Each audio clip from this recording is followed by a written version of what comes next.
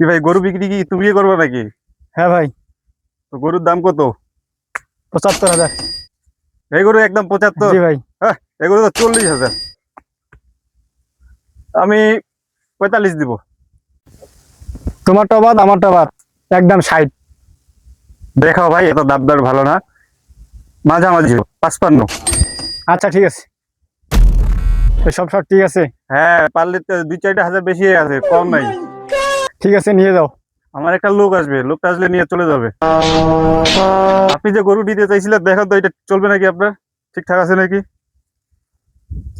দেখে তো ভালোই মনে হচ্ছে। দাম কত রাখছেন? 2,60,000।